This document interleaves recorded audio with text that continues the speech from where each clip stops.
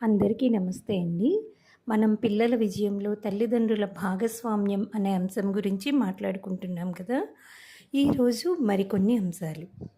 పిల్లలను బట్టి పట్టే యంత్రాలుగా పాఠశాలలు మార్చివేస్తున్నాయని, విషయానికన్నా మార్కులకు ప్రాధాన్యతనిస్తున్నాయని ఇటీవలి కాలంలో విద్యారంగ నిపుణులు, సైకాలజిస్టులు ఆందోళన వ్యక్తం చేస్తున్నారు. పిల్లలు భావి జీవితంలో రాణించాలంటే మార్కులు కాదని, విషయంపై మంచి అవగాహన ఏర్పడాలని సూచిస్తున్నారు.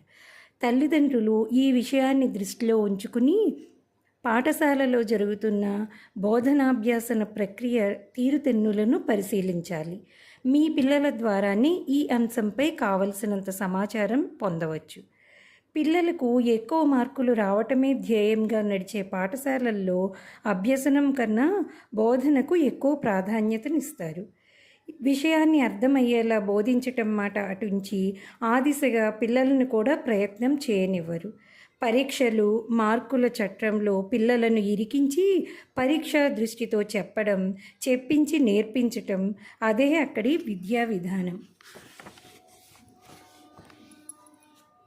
సబ్జెక్టు సరిగ్గా అర్థం కాకుండానే నేర్చుకోవాలనే ప్రయత్నం చేస్తే పిల్లలపై విపరీతంగా ఒత్తిడి పడుతుంది. ఎలాగో కష్టపడి నేర్చుకుని పరీక్షల్లో ఎక్కువ మార్కులు సంపాదించిన భవిష్యత్తులో వాటి వల్ల పెద్దగా ప్రయోజనం ఉండదు. ఇంటర్మీడియట్ పరీక్షల్లో రాష్ట్ర స్థాయి ర్యాంకులు సాధించి కూడా ఎంసెట్లో విఫలమవుతున్న విద్యార్థులను మీరు చూడవచ్చు.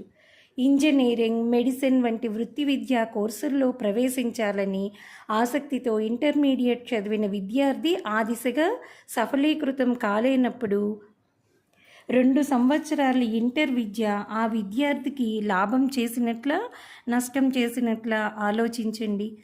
పాఠశాల స్థాయిలో మార్కుల సాధనే ధ్యేయంగా చదువులు సాగటం వల్లే పిల్లలు ఒత్తిడికి గురవుతున్నారని, పై చదువుల్లో సరైన ప్రతిభ కనపరచలేకపోతున్నారని నిపుణులైన వ్యక్తులు పదే పదే అభిప్రాయపడుతున్నారు.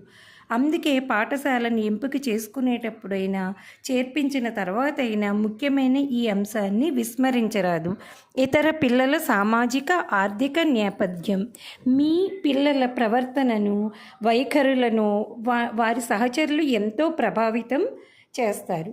పిల్లలను పాఠశాలలో చేర్పించే ముందు అక్కడి పిల్లల సామాజిక, ఆర్థిక నేపథ్యాలను పరిశీలించి చూడండి.